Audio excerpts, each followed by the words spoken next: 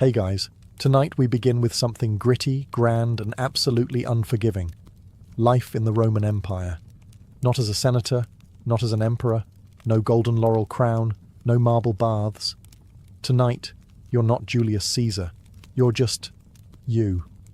Dropped, unprepared, into a world of sandals, sewage, and state-sponsored crucifixion. So before you get comfortable, take a moment to like the video and subscribe. But only if you genuinely enjoy what I do here. And let me know in the comments where you're tuning in from and what time it is for you. It's always fascinating to see who's joining us from around the world. Now, dim the lights, maybe turn on a fan for that soft background hum, and let's ease into tonight's journey together. You open your eyes to the sounds of yelling, chickens, and a baby crying somewhere down the hall. Congratulations! You've just woken up in a Roman insula, the ancient version of an apartment building. Think of it as a multi-story death trap held together with dust, prayer, and very questionable architecture. You're probably living on the third or fourth floor, which is bad news. The higher the floor, the poorer the tenant, and the more likely your ceiling collapses when someone spills olive oil above you. Your room is small, no bigger than a walk-in closet, with stone walls that sweat in summer and freeze in winter. There's no window, just a little hole that lets in air, smoke, and the occasional pigeon. The mattress, stuffed with straw and lice. The blanket smells like damp wool and regret. There's no furniture, no decorations, and certainly no kitchen. Cooking inside is forbidden. A small fire could ignite the whole building, and fire codes haven't been invented yet. Your only possessions are a clay cup, a worn-out tunic, and maybe a wooden comb if you're feeling fancy. There's no toilet. Not in your room, not in your building. Your chamber pot sits in the corner, silently judging you. You'll have to carry it down narrow, rickety stairs to empty it into the street gutter, hopefully without slipping and adding your body to the morning offerings. Oh, and the walls. Paper thin. You hear your neighbour praying, coughing, arguing with his wife, and, unfortunately, not arguing with his wife, if you catch my drift.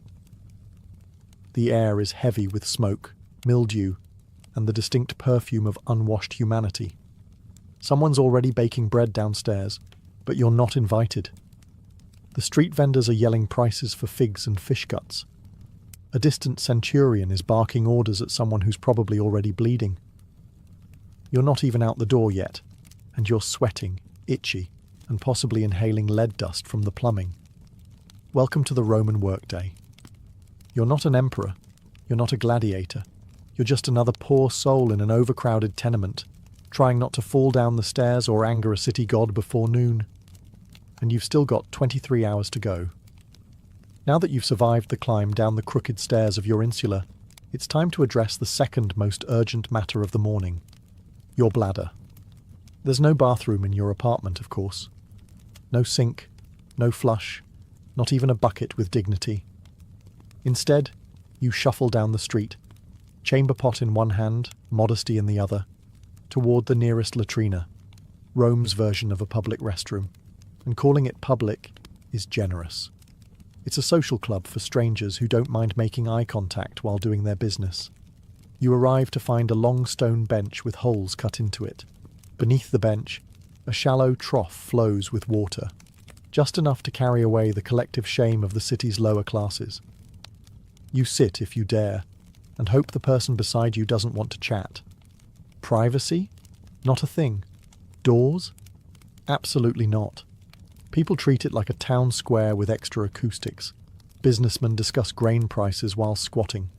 A retired soldier talks about his sciatica. Meanwhile, you're just trying not to look directly across from you where another man is chewing olives and not breaking eye contact. Then comes the real treat, the tersorium.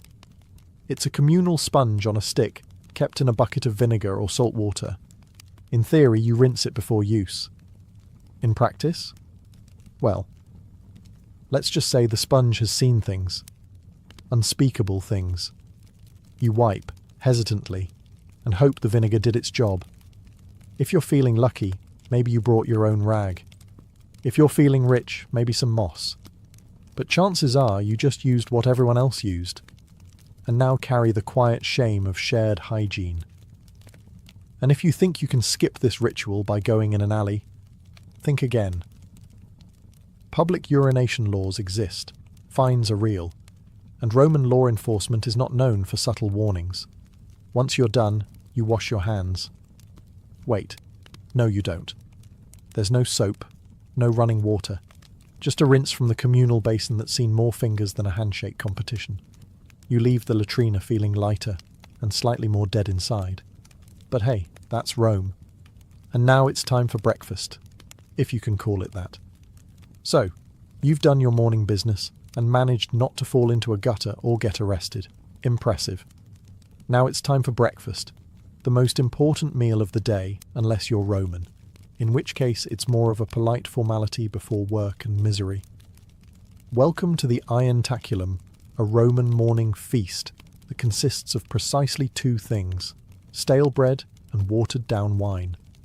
Sometimes there's cheese, sometimes there's olives, but mostly there's just disappointment. Forget about coffee. The Romans didn't have it. No eggs, no bacon, no pancakes, and certainly no oat milk lattes. Breakfast is not meant to be satisfying. It's meant to not kill you. Your bread is likely panis rusticus, a rough, chewy lump of grain and grit baked yesterday or the day before. It's dense enough to qualify as a weapon and textured like limestone.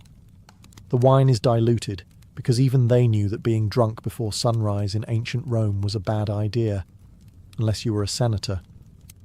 There's no kitchen in your apartment, so you eat this meal standing in the street or squatting beside a fountain, alongside other equally unenthused citizens gnawing on bread like flavourless tree bark.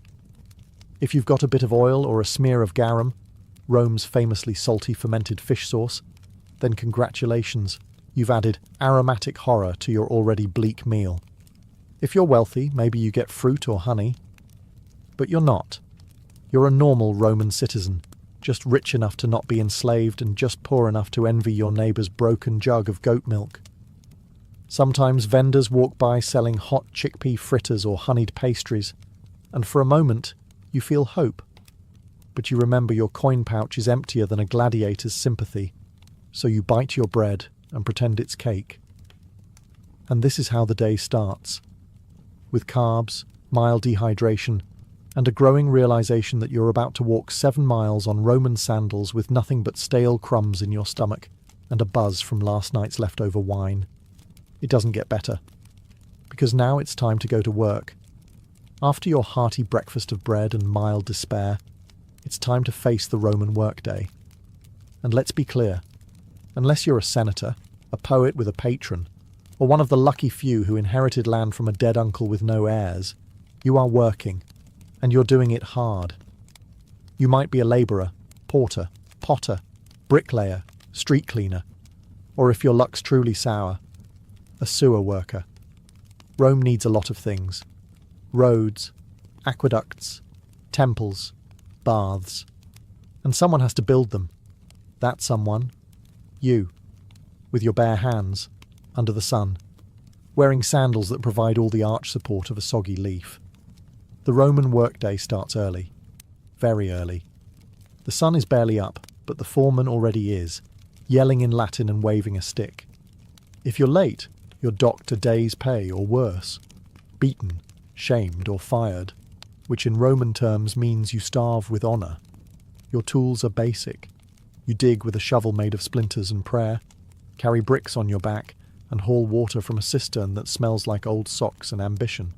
There are no gloves. No helmets, just sweat, dust, and the constant awareness that one slip might crush your spine and your career simultaneously. And if you're a craftsman, good luck. You're competing with hundreds of others selling the same clay pots, sandals, or cheap tunics. Underpricing is common, and quality doesn't matter if a richer citizen decides he doesn't like your face. Even more elevated jobs, like messenger, accountant, or teacher, aren't glamorous. You're either running through Rome's chaotic streets with scrolls under your arm, writing numbers for someone who will forget your name, or trying to teach Latin to a group of senators' children who already think they're gods. Women? They're working too, spinning, weaving, selling vegetables, or managing stalls in the markets, plus raising children, plus managing the household, plus not dying during childbirth, multitasking before it was cool. And after all this, you get a short break for lunch. Maybe. If your supervisor isn't in a bad mood or trying to impress a visiting prefect. So yes, you work, or you die trying. Rome may be eternal, but your back won't be, so you've made it through the morning without fainting or being flogged. Now it's time to navigate the ancient Roman street, a chaotic, crowded gauntlet designed by someone who clearly hated personal space and public health. Picture it. The sun's high, the city's buzzing, and the street is alive. Not in a poetic way, in a literal way. Rats, flies, stray dogs, livestock, beggars, merchants yelling in 6 languages, children running wild, thieves pretending to help old ladies while pocketing your coin purse. It's like Times Square, if Times Square had no plumbing and everyone was carrying a goat. Let's talk infrastructure. Roman roads were engineering marvels, perfectly straight, masterfully paved, and usually overflowing with a blend of urine, spilled wine, vomit, animal waste, and the remains of last night's garum sauce. The middle of the street functions as an open sewer. Step off the raised footpath without looking, and congratulations.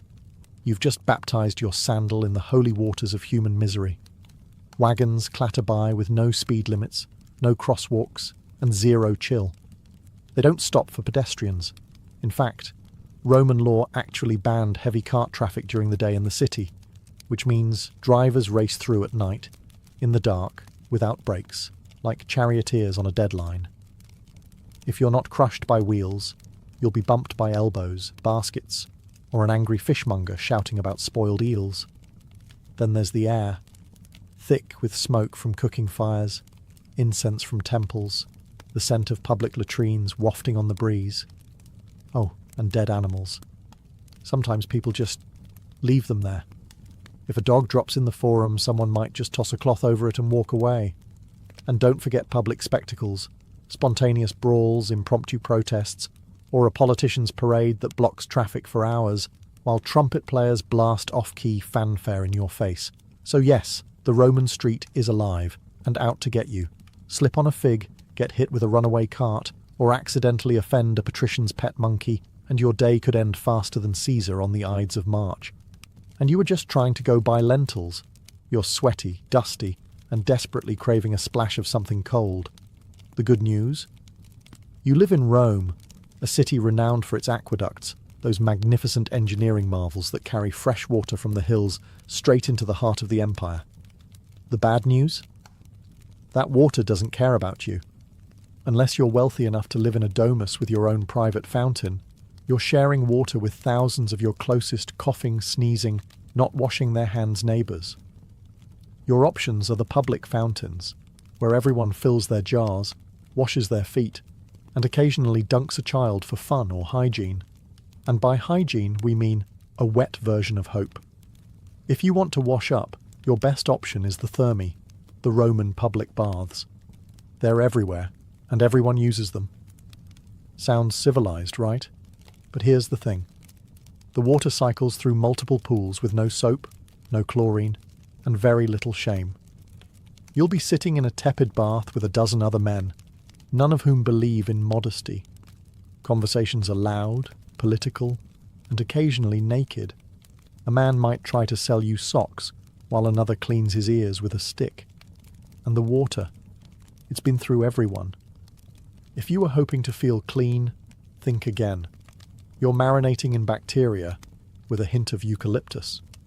Also, fun fact, the plumbing system often uses lead pipes.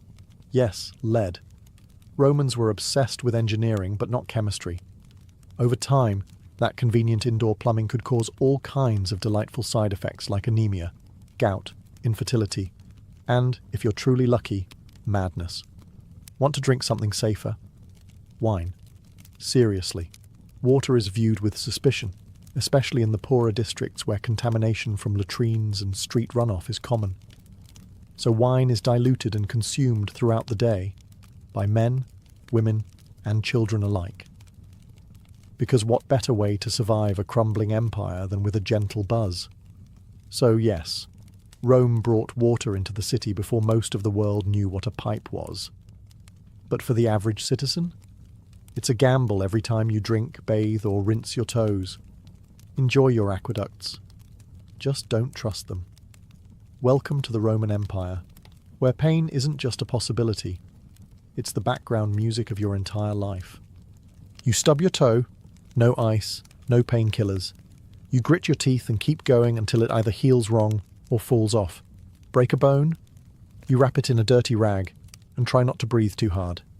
Get a splinter? Good luck. That's how infections start and how you might end. Roman society isn't big on comfort. There are no ergonomic tools, no padded seats, no concept of taking it easy. If you're a labourer, you're lifting bricks with a hernia and a prayer. If you're a soldier, you march 20 miles a day with bleeding feet and a scorpion bite on your thigh. If you're a woman in childbirth, well, welcome to agony. Your midwife might know a chant. That's about it. Every part of your body is one misstep away from becoming an open wound or a cautionary tale. And unless you live near a temple with a very dedicated priest, your best option is homemade ointments, herbal smoke, or simply ignoring the problem until it resolves itself, or you get resolved into a grave. There's no such thing as anesthesia. Surgeries are performed while you scream into a block of wood. Dislocated shoulder? It's popped back in by a man named Marcus, who learned from watching someone else fail at it. Dental work? Picture a blacksmith. Now picture your mouth. That's the scene.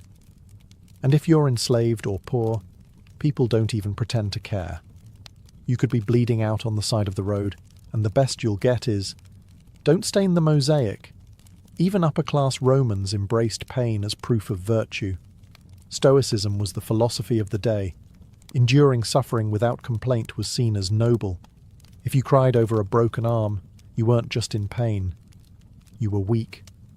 Real Romans suffer silently, then write poetry about it later. So yes, pain is always on the table, and it usually comes without warning, without remedy, and definitely without sympathy. On that cheerful note, let's take a look at what happens when you actually go see a Roman doctor.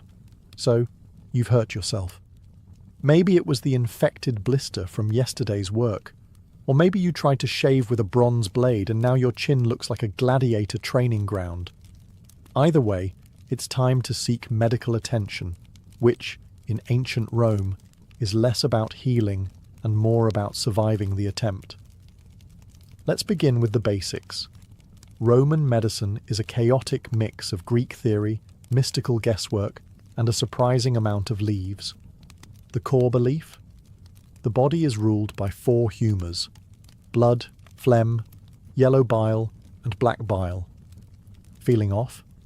One of them is out of balance. The solution? Drain something.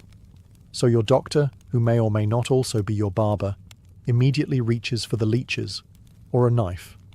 Because bloodletting is the default treatment for everything from migraines to moral failings.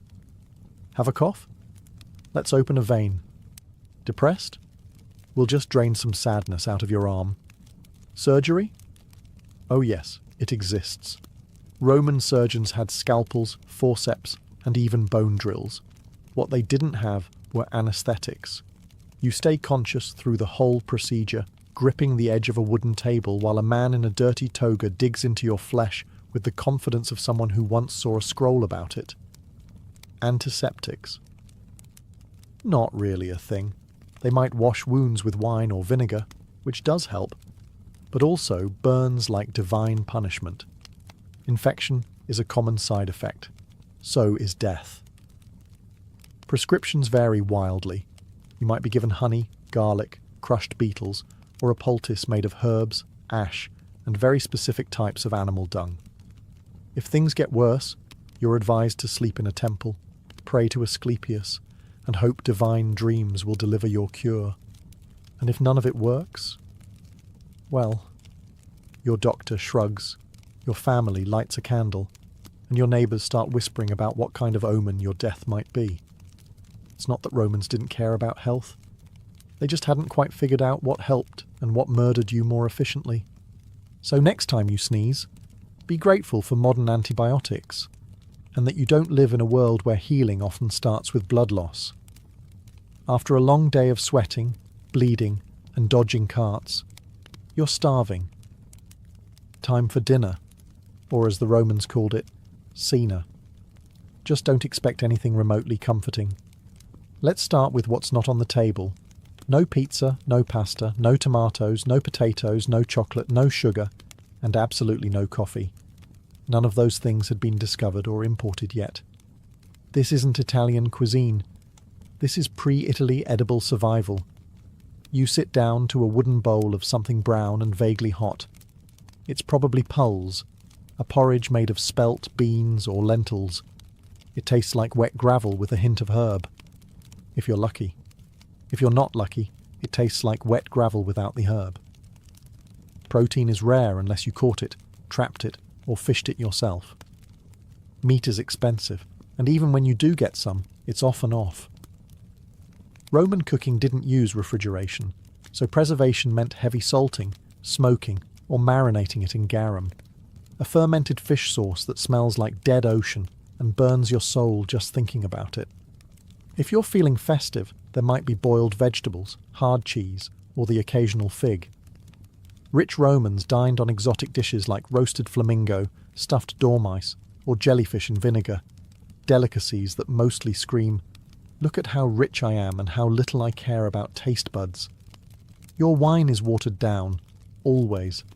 Drinking it straight is seen as barbaric. But don't worry, the water it's mixed with is probably questionable too, so you're just choosing how fast you want to get sick. Dessert? Maybe dried fruit, maybe nuts, or maybe you're fasting because it's a feast day honouring a god who frowns on gluttony. Either way, you're not ending the night with a tiramisu. There are no napkins. You wipe your hands on a cloth shared with 10 other people, or just use your tunic and pretend it's clean. By the end of the meal, your stomach is full but uneasy, and your breath smells like garlic, wine, and slight despair. But at least you're fed. Now all you have to do is survive the Roman nightlife, and trust me, that's not a relaxing stroll. After a long day of grime, toil, and fish sauce, you might be hoping for a little leisure, something to take your mind off your crumbling apartment and the open sewer outside. Well, good news. You're in Rome, where entertainment is everywhere. Bad news? Most of it is horrifying. Let's start with the main event. The Colosseum, the crown jewel of Roman engineering, and the place where your soul quietly dies. This is where crowds gather to watch men stab each other for sport, wild animals devour criminals, and sometimes, if the emperor is feeling dramatic, reenact full naval battles with real water and real drowning. It's free to attend, which sounds generous until you realise it's free because the state wants you distracted while the Senate raises taxes and quietly annexes Armenia. You sit packed between sweaty strangers, cheering as a gladiator loses a limb. There's blood, sand, and occasional public executions with extra flair. You're clapping. You're not sure why. Feeling a little sensitive? Prefer theatre? Head to the amphitheatre for a Roman play. Maybe a tragedy written in Latin you barely understand, or a farce so bawdy the punchline involves someone pretending to defile Jupiter with a sausage. Subtlety is not the Roman strong suit. If you're feeling sporty, try the Circus Maximus. Chariot races are fast, thrilling, and regularly fatal. There are no guardrails, no helmets, and lots of shouting. Crashes are inevitable and spectacular, and the crowd loves it. They're here for the violence and the betting. Don't cheer for the wrong team unless you're ready to fight your way home. And then there's the street entertainment, fire breathers, acrobats, musicians, con artists, and the occasional philosophical rant from a barefoot man with nothing to lose. If you don't like the show, wait 5 minutes. Something else, or someone else, will start yelling. But behind all of it, there's a strange, brilliant madness. Rome didn't just distract its people. It dazzled them into forgetting how brutal daily life was. It weaponized spectacle. And if that doesn't numb you enough, there's always more wine. Now, let's take a walk through justice. Roman style. Spoiler. It's not comforting. You've survived work, dinner, and a gladiator getting impaled for applause. You might think you're safe now, that as long as you keep your head down, the law will protect you. Ah, that's adorable. In Rome, the law doesn't protect, it reminds. Reminds you that you're small, replaceable, and that mercy is a luxury reserved for statues of emperors. First off, legal status matters. If you're a citizen, you have rights. In theory. You can't be flogged in public unless someone important gets really annoyed and you get a proper trial. If you're non-citizen, justice comes in the form of a fist, a branding iron, or a swift execution outside the city gates. Slaves? They are property. If a slave murders their master, even if the master deserved it, every slave in the household might be executed, just to send a message. That message? Don't even think about it. If you're accused of a crime, don't expect a calm chat with a lawyer. Trials are public theatre. The wealthier party brings witnesses, bribes, and dramatic gestures. You bring your tunic and a sinking feeling. If you cry on cue, that might help. If you have no patrons, pray to Jupiter and hope the magistrate isn't hungover. Punishments are designed not just to hurt, but to deter. Thieves can be branded or have their hands broken. Liars might get their tongue pierced. Fraud? Public flogging or exile, if you're lucky. And if you insult the emperor, it's not jail time. It's death, usually creative. Some crimes require public punishment, ideally in front of a crowd that cheers louder than they did for the morning's beheading. Crucifixion is popular, long, slow, humiliating. It isn't reserved just for Jesus. It's the go-to for rebels, robbers, and anyone the state wants to make an example of. And remember, law enforcement isn't there to help. The vigiles are Rome's version of firefighters and police, underpaid, overworked, and often corrupt. If you're mugged, they might shrug. If you bribe them, they might help you mug someone else. So yes, Rome has laws, written in stone, recited in forums, but they serve power, not justice. Now let's talk about gods, because you're not just obeying men here. You're on Jupiter's turf. After surviving the streets and dodging Roman justice, you may hope to find comfort in religion. A little peace, a little personal spirituality. Nope, not here. In the Roman Empire, religion isn't a private affair. It's an institution. An ever-present cloud of incense and obligation wrapped around every waking moment of your life. You don't choose your gods, they choose you. And there are so many. There's a god for everything. Door hinges, cardia, sewers, cloacina, boundaries, terminus, and even mildew, robigus. You can't walk 5 paces without crossing a shrine. If you don't pause to bow, light a candle, or mutter a prayer, you're not just being rude, you're inviting catastrophe. Maybe not today, but eventually. And when your roof collapses, everyone will nod and say, "Ah, yes, he skipped the Saturnalia offering." Religious festivals fill the calendar, dozens per year. On those days, business stops, animals are sacrificed, and the air smells like roasting bull and wet marble. You attend out of piety, but also fear. Because if the gods aren't honoured properly, they'll retaliate, with plagues, droughts, or a really bad harvest that ruins everyone's lentil supply. Now let's talk about emperor worship. The state wants you to revere the emperor not just as a ruler, but as a living god. You're expected to offer incense at his altar, sing his praises, and never, never roll your eyes during a triumphal procession. That's treason adjacent. If you're caught not participating in public worship, say you're a little too quiet during the Vestalia, or you don't show up to toss grain into the temple flame, you could be labelled impious, atheistic, or worst of all, suspicious. Suspicion in Rome is like blood in shark-infested waters. And if you're part of a foreign cult, you'd better keep that under wraps unless it's officially approved. The state doesn't like unfamiliar gods unless they bring wine, taxes, or new soldiers. Roman religion isn't about belief. It's about ritual. You don't have to feel it. You just have to do it. Correctly. On time. And in public. And you better smile while you sacrifice that goat. Speaking of social performance, let's climb the greasy pole of Roman ambition in the next chapter. You've bowed to the gods, avoided a lawsuit, and survived a public bath without contracting something mythical. But here comes the most exhausting part of Roman life: the social hierarchy. A brutal, finely tuned machine where every word, gesture, and sandal strap placement could make or break you. Roman society is a ladder, but it's covered in oil and lined with daggers. At the top are the senators, old money, togas with purple stripes, and land ownership so vast it has its own postal code. Below them, the equestrians, the wealthy business class. Then come the plebeians like you, the struggling middle and lower classes.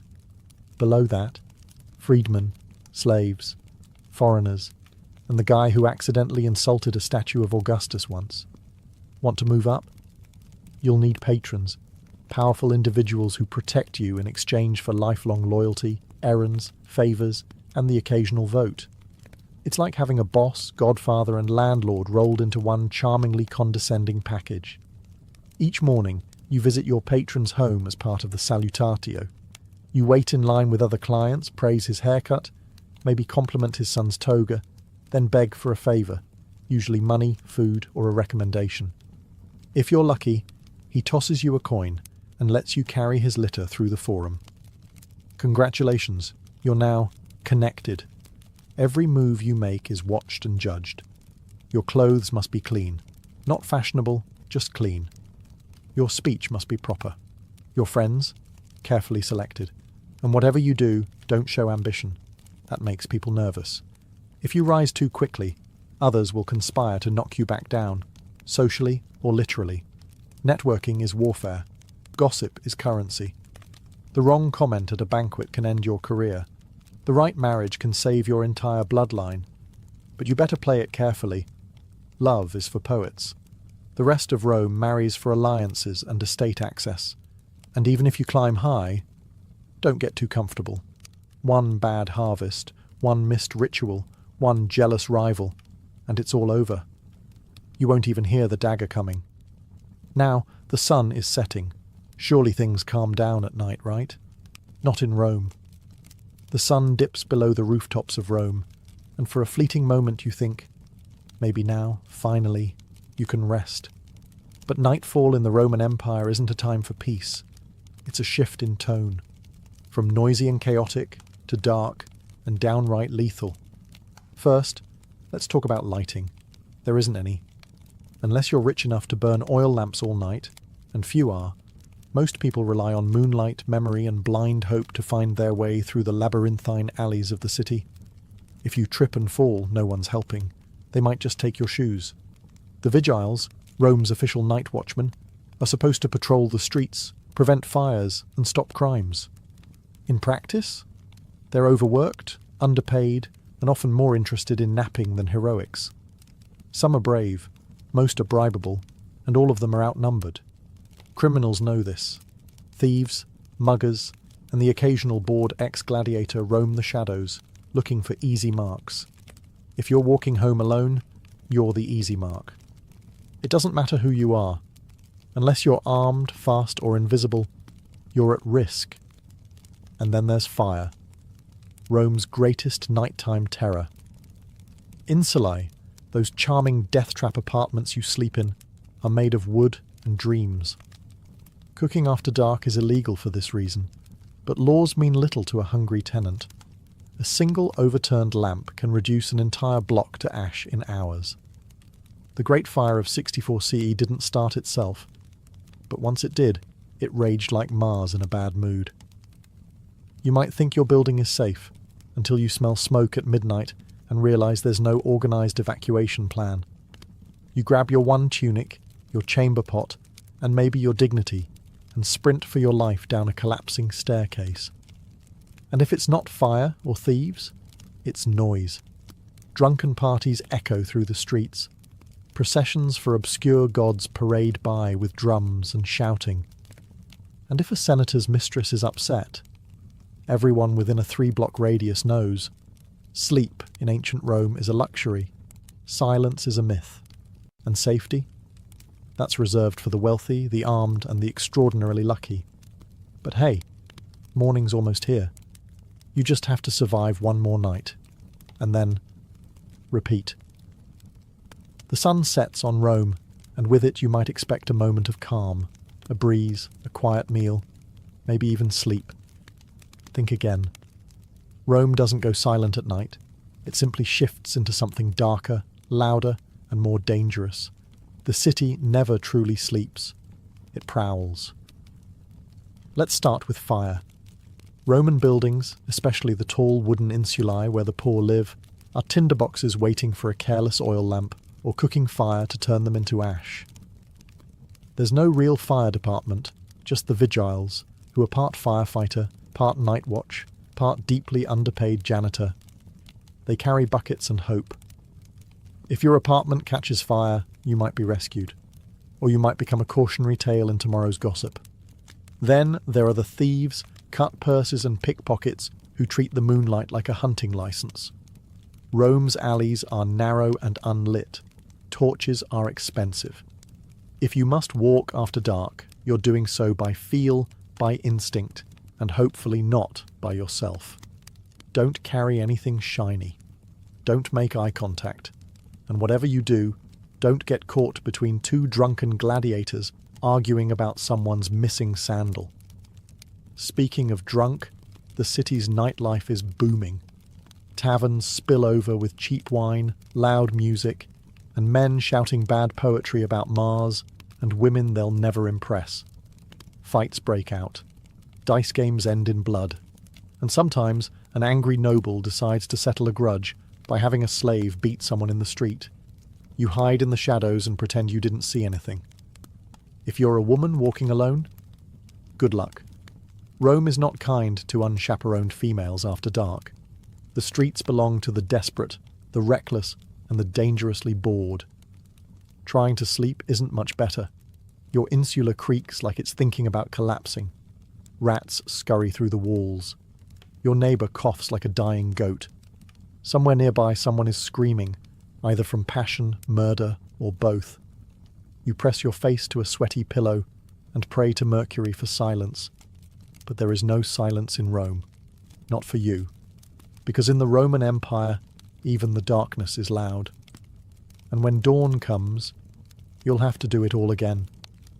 You woke up in a crumbling insula, survived public toilets, chariot traffic, gladiator gore, lead poisoning, leeches, religious festivals, burning rooftops, and half-cooked lentils soaked in fermented fish sauce.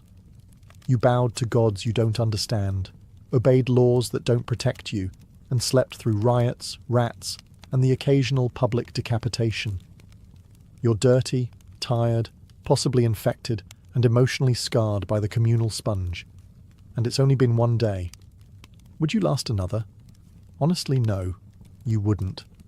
Most modern humans, with our air conditioning, antibiotics, and 5-minute delivery windows, would crumble by lunchtime. You'd give up before the second round of garum. And yet, the Romans did it. For centuries. Because here's the maddening, magnificent thing. In the middle of all this filth, brutality, and noise, Rome worked. Somehow. They built cities, roads, aqueducts, libraries, temples, and amphitheatres. They expanded their empire across continents. They administered laws, developed philosophy, mapped the stars, performed surgeries, and invented concrete. Concrete. That stuff still holds up better than most modern buildings. They created systems that shaped Europe and beyond for 2,000 years. Latin became the root of half the languages you hear today. Their architecture inspired cathedrals, parliaments, and college campuses. Their political concepts, republics, senates, veto power, still echo through modern democracies. But it came at a cost. For the average Roman, not the emperors, not the marble-bathed elite, daily life was a hard-fought grind. And yet they endured. They adapted. They didn't have a choice. Because Rome wasn't made of gold. It was made of sweat, fear, ambition, and survival. Layer by layer, person by person, century by bloody century. And that's why it lasted. You'd be begging to go back to modern plumbing and antihistamines by mid-afternoon. You'd trade your entire denarii pouch for a hot shower and a chair with a back on it. And that's okay. You don't need to survive ancient Rome. You just need to understand it. And maybe, just maybe, appreciate that someone, somewhere, once walked those same filthy streets and helped build the empire. So you could sit here today, clean, safe, and mildly horrified. Imagine being a Parthian princess in the 2nd century BCE. You've got royal blood in your veins, a name fit for legend, Rhodogoon, and more importantly, you live in a world where your family spends more time fighting rebels than hosting dinner parties. Rhodogoon wasn't born into peace and pearls. She was born into grit, horses, and the constant possibility that someone might poison your dates. Her father, Mithridates I, was no idle king. He was the one who expanded Parthia from a dusty fringe kingdom into a formidable empire that would one day spar with Rome. But expansion comes with problems, namely rebellions, betrayals, and those neighbours who just won't accept that your army now owns their backyard. As a young woman, Rhodogoon would have grown up watching envoys argue, commanders draw maps in the sand, and palace scribes trying to keep track of who was loyal this week. She wasn't trained just in silk and ceremony. She learned statecraft, command presence, and how to wear armour that didn't clash with her earrings. It's important to understand the role of Parthian women here. While not always given the spotlight, Parthian noblewomen were no strangers to power. Some ruled cities, others plotted dynastic alliances, and a few, like Rhodogoon, became legends not for who they married, but for who they defeated. And defeat she did, but that part comes later. At this point in her life, Rhodogoon's name was already known. She was a symbol, not just of royal lineage, but of Parthian pride. She carried with her the expectation that she'd either marry a king or become one in spirit. She didn't seem content with sitting on the sidelines while cities burned or provinces rebelled. While most royal ladies were being oiled and perfumed, Rhodogoon was likely brushing up on military reports and court logistics. She had no time for vanity, and as fate would have it, she would one day make a vow that involved not washing her hair until a rebellion was crushed. Spoiler alert, it took a while, but before we get to that dusty crown moment, we need to understand what kind of rebellion dares provoke a princess who would rather lead troops than wear gold. The Parthian Empire, grand as it appeared on a map, was more duct tape than marble. Stretching from the Persian Gulf to the edges of Mesopotamia and beyond, it was stitched together by marriages, oaths, and the occasional sword pressed firmly against someone's neck. So when a rebellion flared up in the western provinces, likely in Media or Babylonia, it wasn't exactly surprising. What was surprising was how bold the rebels were. These weren't just disgruntled tax evaders. These were full-blown aristocrats and city leaders, angry at the central power and perhaps emboldened by the young age or absence of a male royal enforcer. They didn't just throw a fit. They took fortresses, silenced Parthian envoys, and essentially told the crown to go polish its own sandals. Now, under ordinary circumstances, the king would have dispatched a general or a cousin with too much ambition and too little brains. But these weren't ordinary circumstances. For reasons still debated by historians, maybe timing, maybe logistics, maybe sheer royal defiance, Rhodogoon herself took command. And not just in the abstract, I'll approve the battle plans kind of way. No, she got on a horse, donned armour, and made a public vow that would become the stuff of legend. She would not wash, comb, or otherwise tend to her hair until the rebellion was crushed. It was bold. It was dramatic. It was, frankly, a nightmare for court stylists. But that vow, dramatic as it sounds, wasn't vanity. It was a declaration. A visual symbol that tied her personal dignity to the fate of the empire. Every time someone saw her tangled, dust-laden hair, they'd be reminded, this isn't over until we win. And that worked. Soldiers rallied. The troops didn't just see a princess. They saw a commander who was literally letting her beauty decay with the war. She embodied Parthian resilience, the kind that didn't rely on thrones but on thorns, dust and sweat. Meanwhile, the rebels probably didn't know whether to laugh or panic. They had expected a general, maybe a diplomat. Instead, they got a furious, unwashed woman who was riding straight for their gates with steel in her eyes and no time for conditioner. And worse, she meant business. When Rodogun set out from the capital, she wasn't escorted by a lavish court parade or showered in rose petals. She was accompanied by cavalry, grit, and the weight of an empire that needed its rebels squashed like an overripe fig. And she looked the part. Gone were any signs of courtly delicacy. Her hair, famously unkempt, began to take on a life of its own, hanging like a banner of war-torn determination. In a world obsessed with appearances, she turned her own into a weapon. The campaign was not swift. This wasn't a single siege, easily resolved with a bribe and a battering ram. The rebel cities were fortified and confident. They had expected hesitation from the central power, not a battle-hardened woman galloping through the dust with fire in her gaze. But Rodogun didn't waver. Her military instincts were sharp, perhaps sharper than many of the men who had led before her. She employed classic Parthian strategies, mobility, feigned retreats, and hit-and-run raids. Her forces would appear at the edge of a rebel-held city, vanish like smoke, and return a day later from an unexpected flank. Reports suggest her soldiers admired her not just as a symbol, but as a tactician. She didn't ride behind the lines. She was up front, dirt under her nails and fury under her helmet.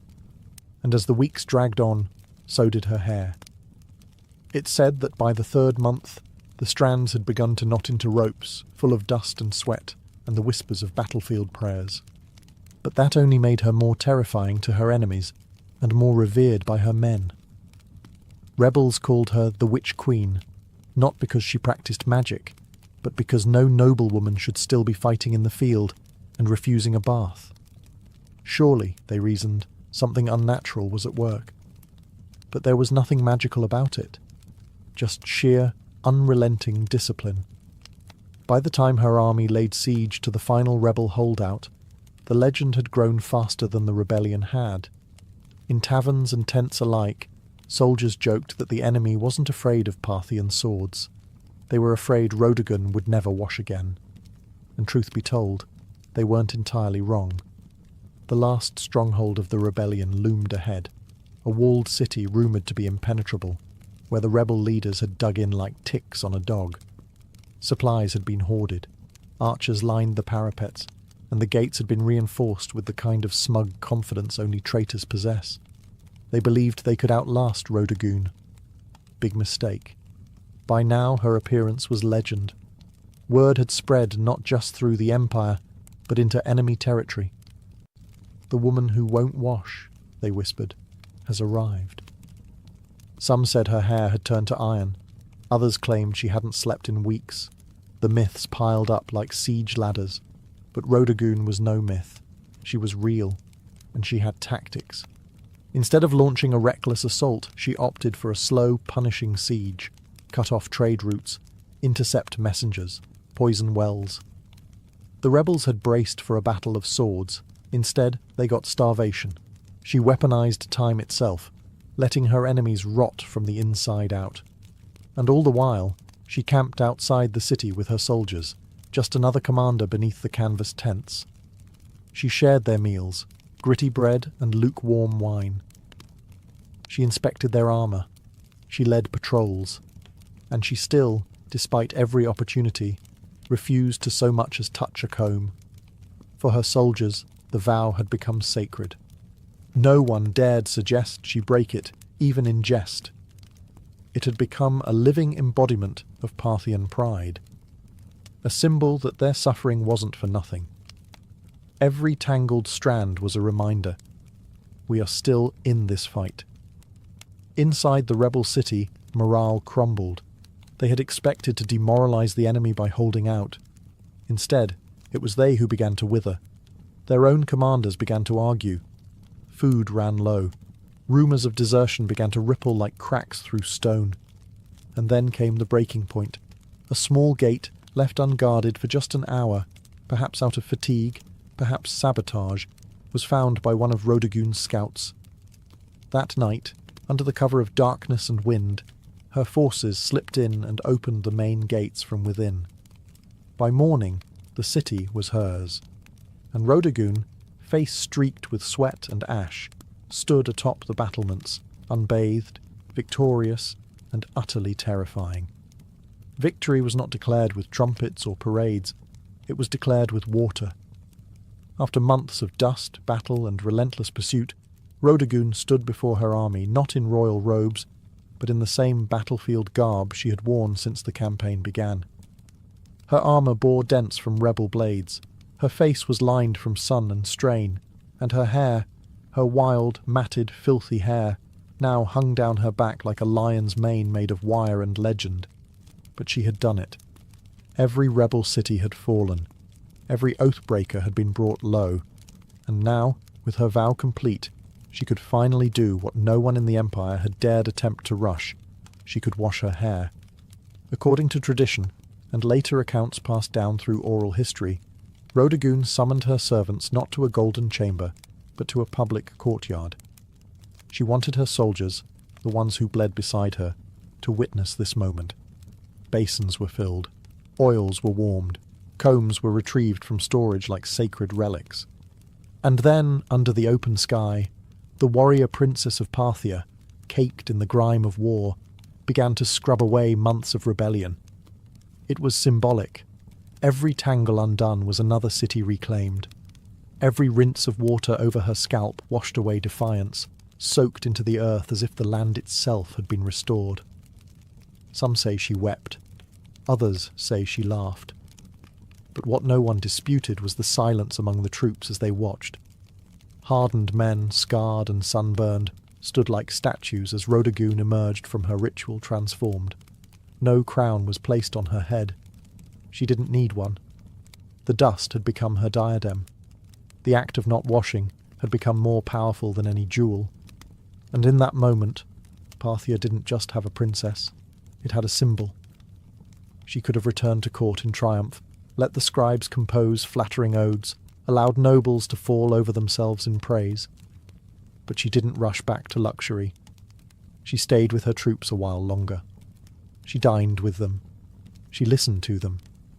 She knew that her legend had just begun, but she didn't want it forged in gold.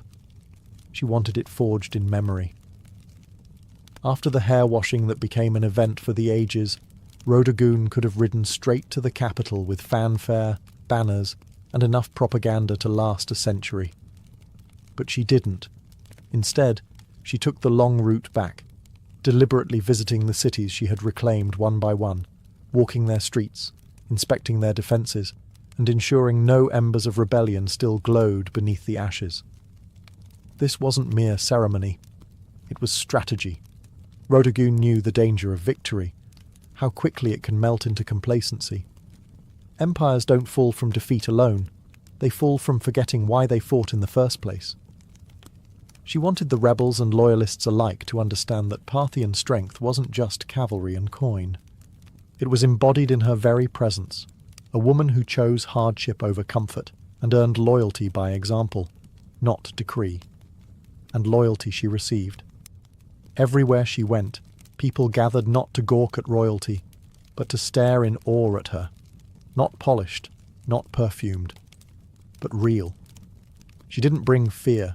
She brought accountability. She asked for reports, heard complaints, paid for supplies out of her own war coffers. She rewarded cities that had stayed loyal and offered clemency, carefully, cautiously, to those who repented. By the time she reached the royal court, her return had already become a legend. Scribes rushed to record her tale. Artists argued over how to capture her, wild-haired and battle-worn or radiant and reborn. Ministers whispered about the implications. A woman commanding armies, keeping oaths, and now standing at the heart of Parthian power with the loyalty of half the provinces in her hand. And here was the dilemma. What do you do with a princess who is more popular than most kings? Some urged she be married off, as if that would contain her influence. Others wanted her placed in charge of border defences permanently. But Rhodagoon didn't seem concerned with titles or politics. She had proven what she needed to. The battlefield had been her throne, the dust, her crown, and her name, already etched in the hearts of soldiers and citizens alike, needed no royal inscription to endure. She didn't need a coronation.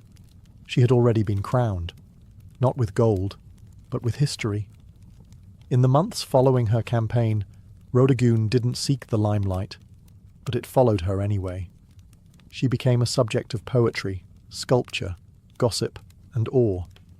Not because she demanded it, but because she had earned it. Every soldier who'd fought under her command returned with a tale, and every tale made her larger, more enduring, more untouchable. Yet in the palace halls of Parthia, where politics slithered like snakes behind silk curtains, her silence was unnerving. She didn't boast, she didn't lobby, she didn't ask for titles or lands. Instead, she observed, listened, and understood the real battlefield had only shifted from stone walls to whispered conversations. Even the king, her father or possibly her brother depending on the exact moment in the tangled Parthian dynastic timeline, had to tread carefully. Rhodagoon wasn't just popular. She was respected in a way few men at court could compete with. Not adored for beauty or bloodline, but for leadership, for command. She had turned her vow into policy, her filth into folklore. And yet, the silence she kept was as deliberate as any military maneuver. She didn't tell others what she planned next, because perhaps even she didn't know. For the first time in years she wasn't fighting. She wasn't commanding troops or outwitting rebels. She was still, and that stillness unnerved many. What does a woman who conquered without a crown do next? One theory among historians is that Rhodagoon used this silence as leverage. Her presence alone, her every quiet nod or glance, forced decisions. Officials hesitated to propose bad policy for fear she'd frown. Generals delayed campaigns, hoping she might weigh in. Her silence wasn't passive. It was a tool. She had discovered that not speaking could be more powerful than speaking. And so she remained, a living legend walking the palace corridors, her freshly washed hair braided not just in gold thread but in memory. Her very existence challenged the norms. She had proven that Parthian might wasn't confined to masculine hands. It could ride into battle with tangled hair and return with cities at its feet, and all she had to do now was wait. Because sometimes the greatest move is no move at all. As the years passed, Rhodagoon's name slowly faded from the formal records. Parthian scribes, more eager to elevate kings and dynasties than unruly warrior princesses, began to downplay her campaign. The silence she once used as a weapon now became the excuse for erasure. No grand mausoleum was raised in her name. No epic poem commissioned by the state bore her face on golden scrolls. But that's the thing about true legend. It doesn't need permission to survive. In the outposts where her army had marched, in the villages she spared, her name remained a whispered spell. Mothers told stories of her to their daughters, not as a fairy tale, but as a warning to any man who underestimated a woman with a mission. Soldiers recited her tactics as if they were sacred text. And rebels, well, even decades later, they still spoke of her as if she might ride again from the dust, with hair flying like war banners. There's something profoundly unsettling about someone who breaks every rule of their time and still wins. Rhodagoon wasn't content to be decoration in a court. She didn't play the flute, paint birds, or practice the refined art of being quietly ignored. She burned through her time like a comet, and then vanished just as quickly. Historians have debated what became of her. Some believe she retired from public life, choosing peace over politics. Others think she remained an advisor in the shadows, shaping Parthian strategy from behind the veil of anonymity. A few romantics claim she rode out one final time to settle a border dispute and disappeared into legend. Never confirmed, never denied. But what's certain is this: her legacy endured where it mattered most, in the people. She may not have worn the crown, but she ruled in ways no diadem ever could. She redefined what loyalty meant. She showed that a vow, even one as strange as refusing to comb your hair, could be as binding as a royal decree, and far more inspiring. And though history books may offer her only a footnote, the dust of Parthia still remembers her, because you don't need a marble statue to be eternal. You just need to keep your vow and win. Centuries after her death, Rodogun's story remains a paradox, well known in whispers, yet elusive in ink. No towering statue bears her likeness, no royal tomb sings her praises in carved stone. But in the collective memory of those who admire rebellion, endurance and principled ferocity, she is immortal. Not in the way kings are remembered, but in the way forces of nature are. She didn't need to conquer foreign lands or sign monumental treaties. What she conquered was expectation. In a world where women were told to wait behind curtains while men spilled blood in their name, Rodogun tore the curtain down and marched out barefoot, helmet in hand. She didn't ask for command. She took it. And the empire didn't collapse. It followed. More importantly, she taught her people a lesson that no decree could enforce. That loyalty doesn't come from fear.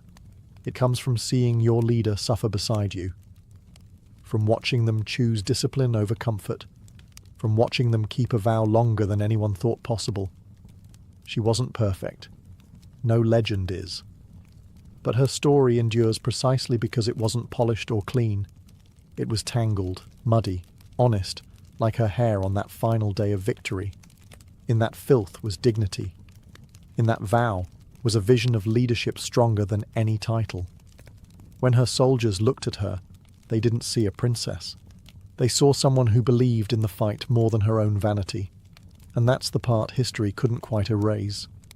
Even now, long after Parthia has crumbled and its cities turned to sand, her name returns in moments of resistance.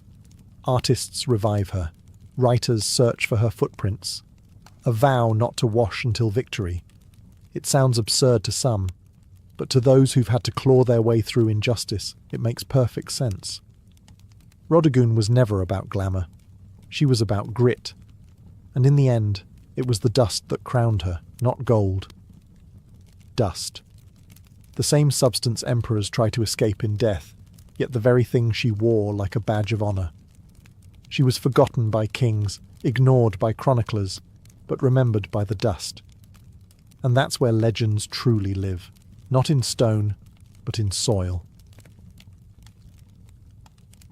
Before empires clashed and blood soaked the sand, before kings trembled at her name, Tomyris was simply a daughter of the wind, born to the raw, open steppe. The land she came from was not gilded in marble or echoing with philosophy. It was brutal, free, and endlessly vast. This was the world of the Massagetae, fierce nomadic horse archers who rode like spirits of the plains, their lives shaped by survival, honour, and war. We know little of Tomyris' childhood, but we can imagine the rhythm of it.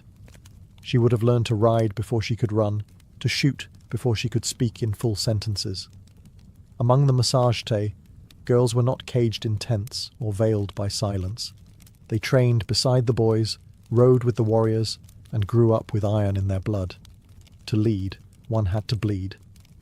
And Tomyris, even as a young woman, bled for her people. Her tribe worshipped the sun and sky, lived off their herds, and buried their dead with weapons, ready for battle in the afterlife. They had no cities, no golden temples, but they had pride. And when enemies approached, they met them not with prayers, but with arrows. Tomyris likely came to power after the death of her husband, who may have ruled the tribe before her. But what's certain is that when the moment came, she didn't inherit leadership. She seized it. In a time when most women were considered property, Tomyris commanded an army. She negotiated with kings. She dared to speak as an equal. And if they didn't listen, she made them. She was more than a queen. She was Shahmat, the steppes' checkmate, a war chief in bronze and leather who would soon face the greatest empire on earth. But power, especially for a woman, never comes without consequence. As Tomyris began to solidify her rule, whispers grew louder. Across the mountains to the south, a king was watching. His name was Cyrus the Great, and he wanted more. The stage was set. The steppe wind howled. And Tomyris, daughter of warriors, would soon ride into legend. While Tomyris reigned over the open steppes, far to the south, a different kind of power was rising. Structured, imperial, relentless. Cyrus the Great, founder of the Achaemenid Empire, had already conquered Lydia in the west and Babylon in the south. His banners flew over deserts, mountains and cities where languages changed every few days' ride. But Cyrus wasn't done. He was a builder of empires, and every builder eventually eyes the horizon. To Cyrus, the Massagetæ were a threat wrapped in opportunity. They weren't rich in gold or cities, but they controlled the northeastern frontier, and that meant access to key lands, resources and trade routes. More importantly, the Massagetæ had something no empire could afford to ignore: pride. And pride, in Cyrus's eyes, could be bent or broken. But Cyrus also knew that brute force wasn't always the best first move. He had a reputation for cleverness, diplomacy, and strategic trickery. So he tried a different approach, one that kings before him had used to dissolve threats without a single drop of blood. He proposed marriage. According to ancient sources, notably Herodotus, Cyrus sent envoys to Tomyris offering an alliance through matrimony. On paper, it was a royal match, the great king of Persia and the warrior queen of the Massagetæ. But Tomyris wasn't naive.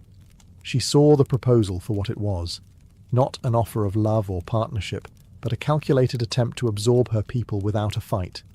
She declined, and that rejection didn't sit well in the halls of Persepolis. With the diplomatic games over, Cyrus shifted to his favourite language: war. He ordered his army to cross the Araxes River, the natural barrier that separated Persia from the land of the Massagetæ. He was going to take what Tomyris refused to give. But Tomyris was already preparing. She knew the terrain. She knew how her people fought, on horseback, fast and furious.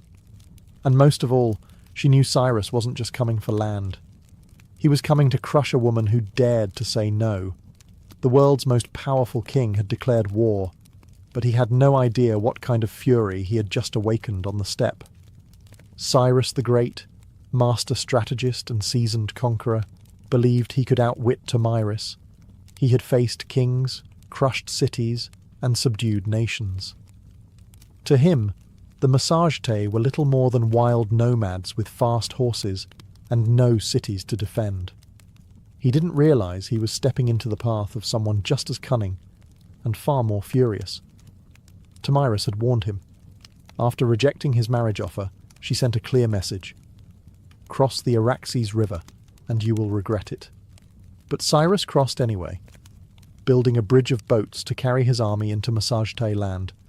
Instead of striking immediately, Tomyris pulled her forces back, luring Cyrus deeper into unfamiliar terrain. The Persians found an abandoned camp, well stocked with food, and more importantly, wine, a luxury the nomadic Massagetæ rarely indulged in. It was a baited trap, and Cyrus took it, perhaps thinking the enemy had panicked and fled. Inside the camp, he left a portion of his army under the command of General Harpagus, a trusted officer. As the Massagetæ returned under the cover of night, they fell upon the drunk and unsuspecting Persians with deadly precision. The battle was brutal and swift. Among the dead was Spargapaises, Tomyris' son and a Massagetæ commander. Accounts differ on what happened next. Some say Spargapaises was taken alive and, realizing his capture, begged for death and took his own life. Others claim he was killed in the fighting, but all agree.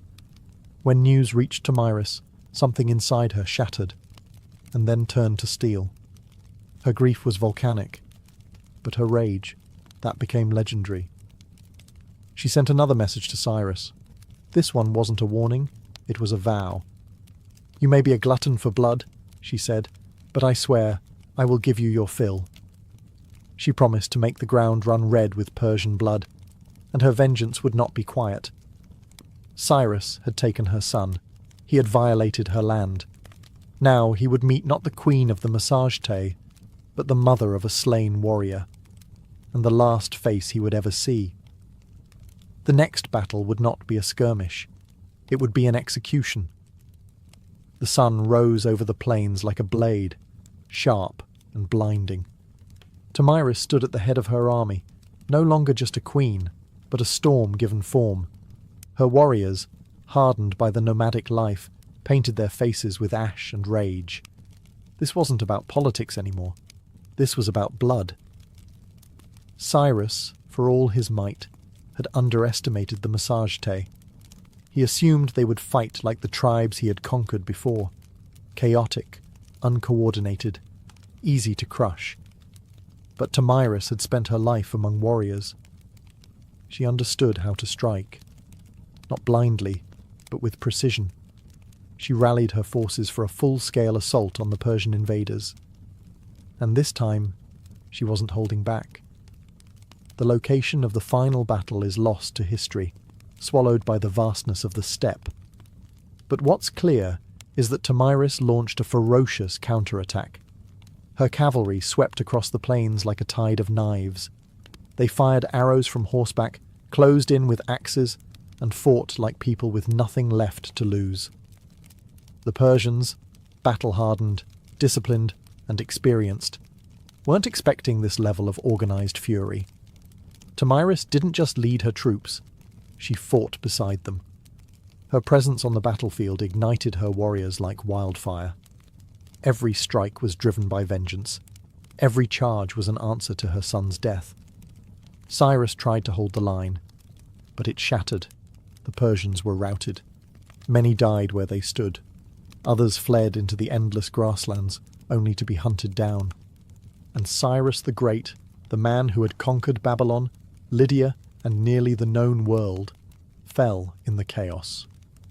Whether he was slain in combat or captured and executed depends on the version told. But either way, he died on Tomyris's terms. What came next is infamous. According to Herodotus, Tomyris found Cyrus's body on the battlefield, ordered his head severed, and then, in a final act of symbolic revenge, submerged it in a wineskin filled with human blood. "Drink your fill," she said, "of the blood you thirsted for." Was it historical fact or poetic embellishment? Maybe both. But it didn't matter. The message was eternal. Tomyris was not to be conquered. When the dust settled and the grass drank deep the blood of empire, Tomyris stood victorious. A warrior queen who had done what no king or army before her could. She brought Cyrus the Great to his end. News of the defeat sent shockwaves across the ancient world. The mighty Achaemenid Empire, thought to be unstoppable, had been humiliated by a woman from the steppes. The Persians did their best to downplay the loss, but the death of their founder couldn't be ignored. Cyrus's body was eventually returned and buried with honor in the royal tomb at Pasargadae. Yet the stain of his final defeat would linger like a wound on the empire's legacy. For Tomyris and the Massagetae, however, the victory was more than revenge. It was a declaration. They had defended their sovereignty not just with weapons, but with dignity. Tomyris had stood up to the world's most powerful ruler, and she hadn't just survived, she had triumphed. And then she vanished from history. No records survive detailing her later years, her death, or any successors she may have appointed. It's as if, after taking her vengeance, Tomyris simply rode back into the horizon and allowed the wind to carry her legend forward. In the centuries that followed, historians, poets, and chroniclers would try to fill in the blanks, turning her into a symbol as much as a woman. To the Persians, her name was a bitter reminder. To the Greeks, she was a paradox, a barbarian who displayed more nobility than many kings. And to the peoples of Central Asia, Tomyris became folklore, a ghostly queen who rides through the steppe, fierce and unbending, with a sword that remembers. Her legacy would inspire countless depictions across cultures. Medieval manuscripts portrayed her in regal armour. Renaissance paintings imagined her towering over Cyrus's corpse. In every age, she became what people needed: a mother avenger, a wild queen, a lesson in hubris, or a symbol of feminine power. But one truth cuts through the myth: she changed history. Tomyris didn't inherit a throne, she forged it in fire and fury. And for one brief, unforgettable moment, the Steppe Queen proved that not all empires rise. Some fall to the hooves of warriors who ride with vengeance in their hearts. Much of what we know about Tomyris comes not from local Massagete records. They left no stone tablets or royal archives, but from the pen of a Greek, Herodotus, often called the father of history. Writing a century after her time, he immortalized Tomyris in his histories, casting her as a warrior queen of astonishing resolve and terrifying vengeance. But Herodotus wasn't simply reporting facts. He was weaving a story, one part chronicle, one part morality tale. To him and his Greek audience, Tomyris represented the ultimate reversal of imperial arrogance. Cyrus the Great, a man who had conquered half the known world, fell not to a vast army or a rival king, but to a woman who fought not for glory, but for her child. Her victory was almost mythic, and Herodotus treated it as such. He even detailed her grisly revenge: the wineskin of blood, the severed head of Cyrus, and her damning words, "Drink your fill." But was it true? Modern historians debate this endlessly.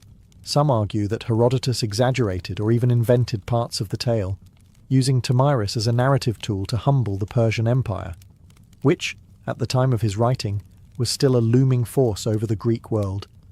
Others believe that while the blood wineskin episode might be symbolic, the core event, Cyrus's death at the hands of Tomyris, likely did happen. There's also the question of bias. Herodotus, for all his insight, often filtered foreign cultures through a Greek lens. He portrayed the Massagete as wild and free, yet noble, an exotic mirror to Greek ideals of honour and liberty. Tomyris, in that frame, wasn't just a barbarian. She was a moral counterweight to Persian ambition. Still, even if details blurred over time, Herodotus succeeded in one thing. He ensured Tomyris would not be forgotten. Because of him, she became more than a historical footnote. She entered the realm of legend, where facts soften but impact sharpens. And in that space between myth and memory, Tomyris's story found a strange kind of immortality. In a world dominated by kings and conquerors, Herodotus left us a queen who refused to kneel, and left her enemies bleeding in the sand. Though she may have slain one of the ancient world's most iconic emperors, Tomyris never ruled an empire herself. She didn't build cities of stone or inscribe edicts on golden tablets. Her people, the Massagete, were nomads, living not by walls, but by the rhythms of the land, the sky, and the horse. This meant that Tomyris's legacy was never institutionalized. There were no marble busts or royal coins bearing her likeness, no archives to immortalize her decrees. Instead, her story passed on as stories do on the steppe, through firelight, song, and the whispered awe of warriors. The Massagete were one of many powerful tribes of the Central Asian steppes. Their cousins included the Scythians, the Saka, and the Dahai, all expert horse archers who roamed the lands between the Caspian Sea and the borders of ancient China. These tribes were feared by empires for their mobility, unpredictability, and ferocity in battle. Tomyris, as a female leader among them, was rare, but not entirely unique. Steppe culture, unlike many sedentary civilizations, allowed women far greater freedoms. Women rode, hunted, fought, and even led. Among the Scythians, graves of female warriors, buried with weapons, armour, and horse gear, have been found by archaeologists, confirming that the stories of fierce steppe queens were more than just legend. Tomyris stood at the pinnacle of that tradition. Her power didn't come from inheritance or religion. It came from respect, grit and sheer capability. She was a unifying force among scattered clans, a political leader and a military commander in a landscape where survival meant riding faster, shooting better, and fearing nothing. But because the massage tale left no monuments, Tomyris became a kind of phantom queen, her name echoing only in the writings of outsiders and in the oral traditions of the steppe. To the Persian scribes, she was a warning, to the Greeks, a marvel, and to her people, likely a memory carried in bloodlines and battle songs, a ghost who rode with them across the plains. Empires may rise and fall in stone, but the stories of the steppe live on in the wind, and Tomyris, fierce, grieving, and unbroken, became its voice. Centuries passed, and the empires that once surrounded the Massagetae rose and crumbled. Cyrus's successors built Persepolis, fought Alexander the Great, and faded into the dusty footnotes of time. But Tomyris? Her legend endured, not in the palaces of kings, but in the hearts of those who refused to bow. Across Central Asia, she became more than a queen. She became a symbol of female strength, of resistance, of the untamed spirit of the steppe. In many ways, Tomyris embodied a kind of defiance that transcended geography. She was not Roman, not Greek, not Persian, and so her story belonged to no empire. That made her dangerous and inspiring. In the medieval Islamic world, chroniclers occasionally mentioned her name, reshaped by language but never quite forgotten. In some versions, she was praised for her justice and vengeance. In others, she was seen as a savage queen, a reminder that power in the hands of a woman could be both glorious and terrifying. By the time the Renaissance rolled around, European artists rediscovered her tale through the writings of Herodotus. Painters depicted her in elaborate armour, standing triumphantly over Cyrus's lifeless body. In one dramatic painting, she holds his severed head aloft like a trophy, blood-soaked and victorious. It was theatrical, yes, but also political. These artists were fascinated by the idea of a woman who didn't just survive in a man's world, she won. In the 19th and 20th centuries, Tomyris became a nationalist icon in regions like Kazakhstan, Uzbekistan, and Turkmenistan. Poets and educators reclaimed her as a historical heroine, proof that the roots of Central Asian identity were fierce, proud, and deeply feminine. Her name appeared in textbooks, statues, and even military ceremonies. A woman who had once ruled on horseback with a bow in hand was now riding once more, through memory and myth, through rebellion and pride. In a world that still wrestles with the idea of powerful women, Tomyris remains a challenge. She wasn't perfect, saintly, or tame. She was decisive, brutal when necessary, compassionate only to those who deserved it. She was resistance in human form, and the blood of empire on her hands was a crown she wore without apology. History tends to favour the builders of monuments, the writers of laws, the kings who carve their names into stone. Tomyris did none of these. She left no empire behind, no palace to excavate, no royal seal to decipher, and yet her name still lives, not because she ruled forever, but because she refused to be erased. She stands as a contradiction to how history often remembers women, not as helpmates or footnotes, but as forces of destiny. Tomyris didn't beg for recognition. She took it with blood and fire. She didn't ride behind a king. She rode against one, and won. Her story is retold in classrooms from Central Asia to Europe, not simply because she killed Cyrus the Great, but because she dared to defy him. She wasn't defending an empire. She was defending freedom, a freedom that rode on the backs of horses, that hunted with hawks, that slept under the stars. A freedom that could not be neatly drawn on a map. Today, her statues rise from Kazakhstan's capital cities, and her face adorns coins and textbooks. To modern Central Asians, she is a mother of nations, a link to a pre-Islamic, pre-Soviet, proudly nomadic past, a reminder that their identity wasn't born in submission, but in the cry of battle and the gallop of horses. In a world still divided by power, by gender, by memory, Tamiris is a beacon, not just because she killed a great king, but because she taught us something even greater. That dignity is not given, it is seized. That sometimes leadership looks like a mother grieving her son and refusing to let the killer walk away. We often wonder why some names survive while others vanish. Tamiris survived because she was unforgettable. Because in a time when women were expected to disappear into the tents of men, she rose, blade in hand, fury in heart, and carved her story into the flesh of history. Empires fall, statues crumble, but legends ride, and somewhere, in the whispering winds of the steppe, a queen still gallops, unbroken, undefeated, and utterly unforgettable.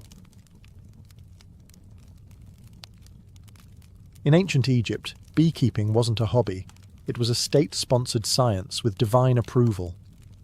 Long before modern apiaries, Egyptians had already developed an organized mobile system for managing bees and extracting honey. By 2400 BCE, beekeeping was depicted in detail on the walls of tombs in the sun-drenched necropolises of Saqqara. It wasn't just about harvesting honey, it was a sacred practice embedded in agriculture, medicine, religion, and even the afterlife. The Egyptians used horizontal clay tube hives, typically stacked in rows and laid on their sides. These were nothing like modern wooden boxes. They looked more like terracotta drain pipes, and they were carefully designed to be relocated seasonally. As the Nile's floodwaters receded and flowers bloomed along its banks, hives were moved up and down the river to follow the nectar flow. This transhumance method was incredibly advanced for its time, almost like ancient GPS for bees. Beekeepers used clay or stone pipes to blow smoke into the hives, calming the bees before honey extraction. Without protective suits, these keepers had to rely on careful timing, experience, and a fair bit of courage. Honeycombs were removed gently, and the honey was collected not just for food, but for medicine, mummification, and sacred rites. Honey was considered a gift from the gods, a divine substance associated with Ra, the sun god.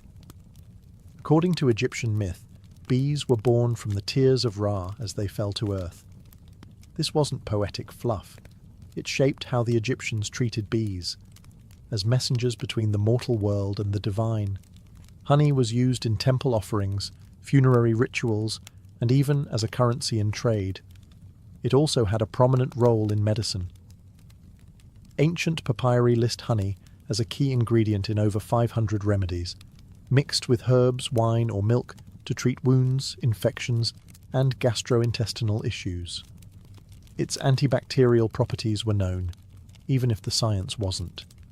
Beeswax, too, was harvested and used in cosmetics, embalming, and even in writing tablets. It had value beyond the hive, becoming part of daily life for scribes, priests, and healers alike. In Egypt, the hive wasn't just a source of sweetness, it was a symbol of balance, healing, and celestial order, carefully cultivated under the watchful eyes of both humans and gods.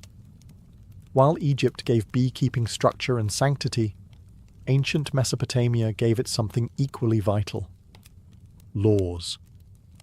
The cradle of civilization didn't just master irrigation, writing, and city building, they also knew the value of honey and the importance of protecting its production.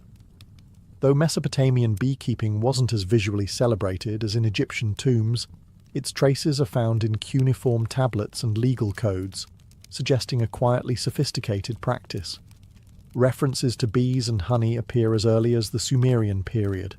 In Akkadian and Babylonian texts, there are mentions of ninsur, meaning bee gardens or apiaries. These spaces were often attached to temple grounds or royal estates, suggesting honey production was an elite-controlled resource.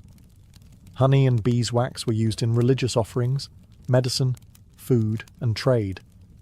And losing a hive could be a serious economic blow. The most telling piece of evidence comes from the Code of Hammurabi, dating to around 1754 BCE. While most of the code is famously devoted to issues like theft, injury, and agriculture, a few lines directly address bee disputes. If someone allowed their bees to swarm into another man's field, and the bees caused damage, they were liable. If honey was stolen, restitution had to be made, sometimes in the form of silver or replacement jars. In a world where almost everything was counted in grain, the fact that honey warranted its own legal protection speaks volumes. Mesopotamians also understood bees as more than just insects. Some texts describe them as divine messengers, even linking them to Ninurta, the god of agriculture and war.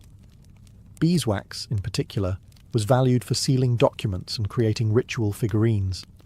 It was both practical and mystical, part of both bureaucracy and magic. Though the exact design of Mesopotamian hives isn't fully preserved, scholars believe they may have used mud brick or woven basket hives, similar to early Levantine styles. These would have been kept in shaded gardens or rooftops, protected from the harsh summer heat. Mesopotamian beekeeping was less about worship and more about structure, regulating resources, ensuring fairness, and maintaining the economic balance of a society where even a bee sting might end in litigation. Here, the hive was not just a biological wonder. It was a microcosm of order, law, and the civilizing impulse itself.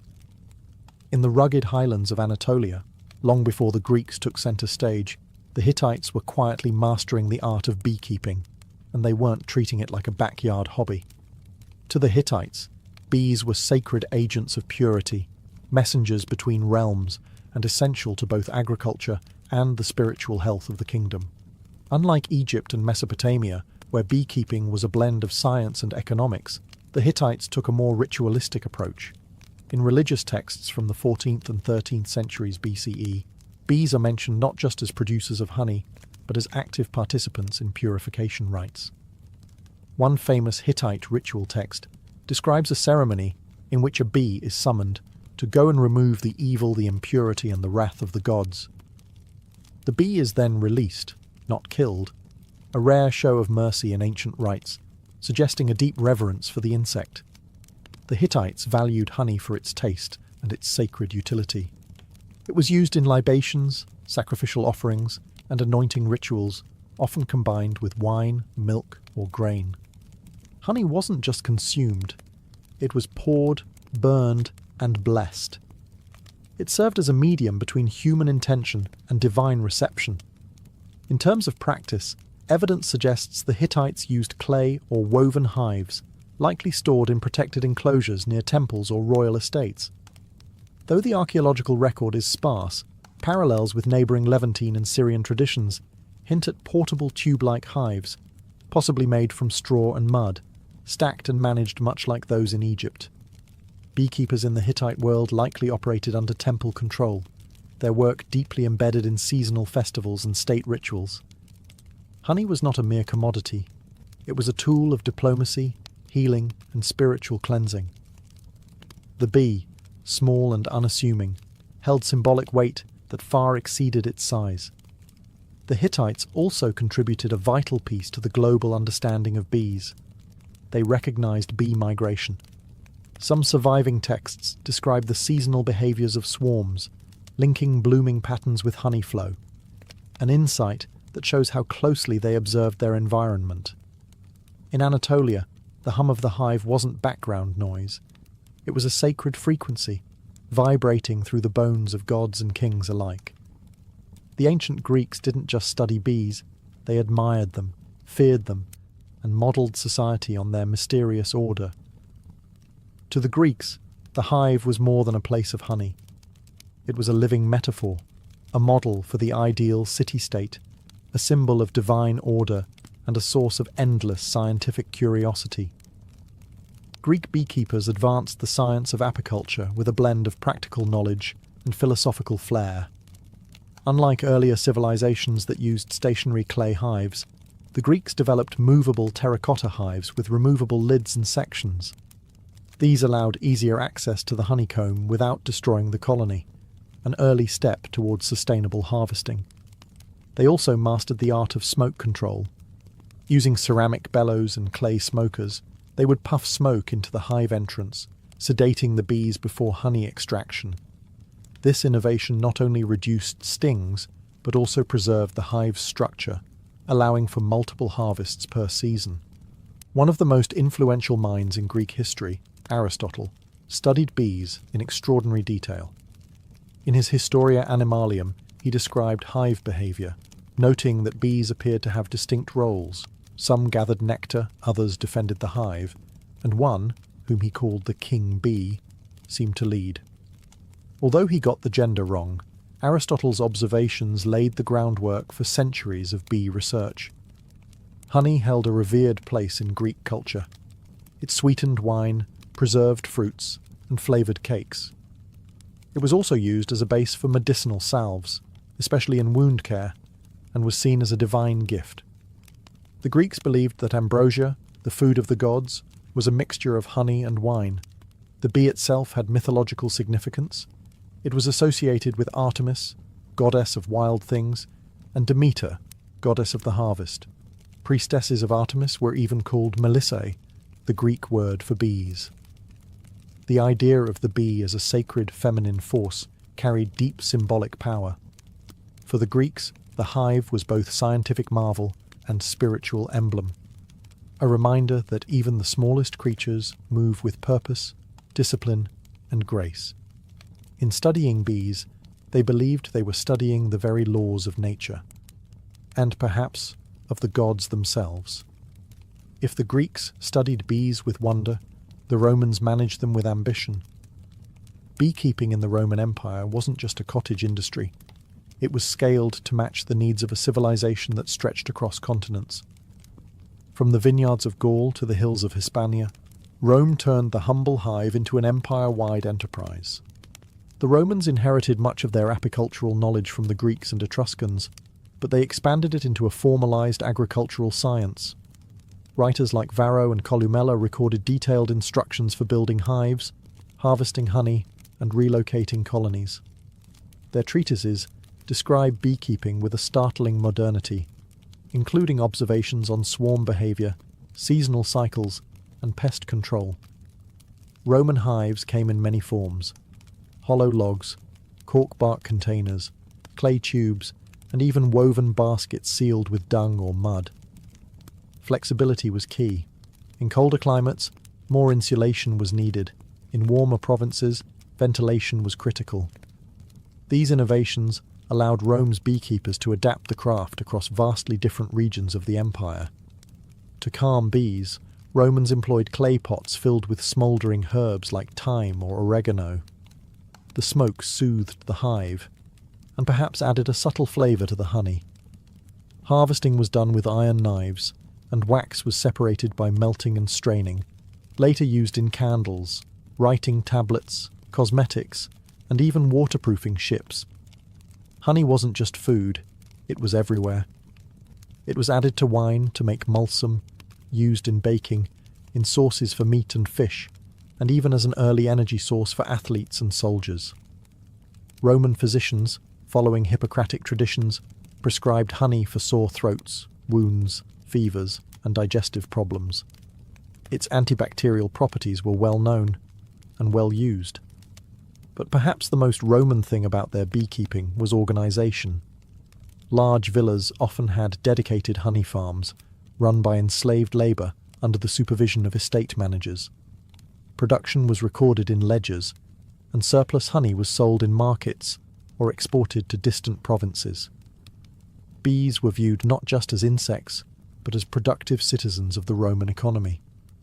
To the Romans, a well-run hive mirrored a well-run household, ordered, obedient, and endlessly fruitful. While ancient civilizations cultivated bees for honey and wax, many also saw the hive as a doorway to the divine. Across Egypt, Greece, Mesopotamia, and beyond, bees weren't just insects. They were spiritual beings, buzzing between worlds, delivering messages from gods, and offering sacred gifts like honey that bridged the natural and supernatural realms. In Egypt, bees were directly tied to divine creation. As mentioned earlier, mythology claimed that Ra, the sun god, shed tears that turned into bees upon touching the earth. Honey was used in temple offerings to please deities and accompany the dead into the afterlife. The bee also became a royal symbol. Pharaohs of Lower Egypt bore the title, he of the sedge and the bee, connecting their authority to the cosmic harmony of the hive. In Greece, the bee held powerful feminine symbolism. The priestesses of Demeter and Artemis, goddesses of fertility and wilderness, were called melissae, or bees. These women were considered channels between the divine and mortal realms. The Oracle of Delphi, one of the most important religious centres in the ancient world, was believed by some to have originally been presided over by bee priestesses. Even the famed Pythia, the Delphic prophetess, was sometimes called the Delphic bee. The hive itself was often seen as a microcosm of perfect order, disciplined, selfless, and productive. Philosophers and mystics compared bee society to ideal human society: cooperative, industrious, and reverent. The Stoics admired bees for their instinctive sense of duty. Early Christians would later adopt the bee as a symbol of chastity and resurrection, noting how bees create but do not lust. In the magical traditions of Mesopotamia, bees were invoked in ritual purification. In some Hittite ceremonies, a live bee was released after absorbing the impurities of the community, literally carrying sin away on its tiny wings. Honey and wax were burned in sacred fires, used in crafting protective amulets, and embedded in magical texts for blessings and healing. The bee was more than a metaphor. It was a bridge. A creature that lived in nature's hidden spaces, made golden food without killing, and stung only in defense. To ancient peoples, bees weren't just miraculous, they were mystical. To the ancient world, honey wasn't just delicious, it was divine medicine. Long before bacteria were discovered, people instinctively knew that honey could clean wounds, soothe coughs, and preserve the body. It wasn't magic, though it often felt like it. It was chemistry, centuries ahead of its formal explanation. In Egypt, honey was a cornerstone of ancient medicine. Medical papyri like the Ebers Papyrus, circa 1550 BCE, list honey in over 500 prescriptions. It was mixed with milk, figs, garlic, and herbs to treat everything from eye infections to digestive problems. When paired with animal fat or resin, it was applied as a salve to burns and cuts. Doctors knew that wounds treated with honey healed faster and resisted infection, likely due to honey's natural acidity and hydrogen peroxide content. The Greeks followed suit. Hippocrates, the father of modern medicine, prescribed honey for respiratory problems, ulcers, and fatigue. He used honey mixed with vinegar to create oxymel, a tonic used to clear phlegm and reduce fevers. Greek athletes drank honeyed water to boost stamina during Olympic training, believing it restored strength quicker than wine or water alone. In India, the Ayurvedic system held honey, madhu, in high regard. It was classified by taste, source, and medicinal potency. Ayurvedic texts warned against overheating honey, but endorsed it as a treatment for indigestion, colds, wounds, and even poison.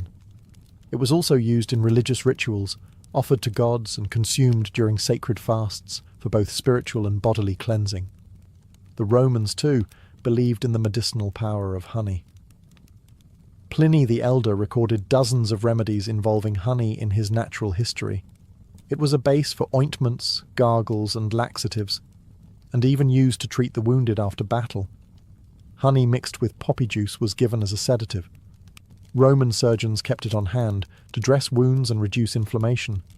Beeswax had its place in medicine too, as a base for plasters, balms, and even dental fillings. Its malleability and resistance to decay made it ideal for sealing and preserving. In short, honey in the ancient world wasn't just sweet, it was life-saving. It healed the sick, preserved the dead, and symbolized purity. It was the pharmacy of the gods, delivered by the wings of bees. Ancient beekeepers were more than farmers. They were innovators, engineers, and keen observers of nature.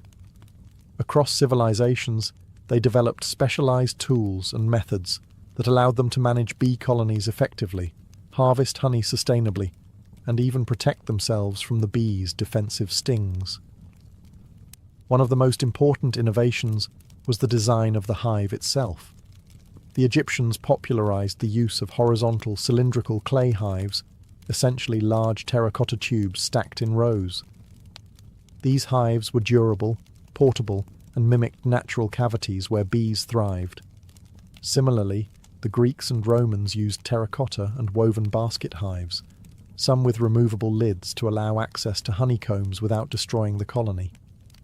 The ability to inspect and harvest without killing the bees was revolutionary, paving the way for modern sustainable apiculture. To safely extract honey, ancient beekeepers employed smoke to calm the bees. The Greeks invented clay smokers and bellows, designed to direct smoke into the hive's entrance. The smoke masked alarm pheromones released by guard bees, reducing their aggression.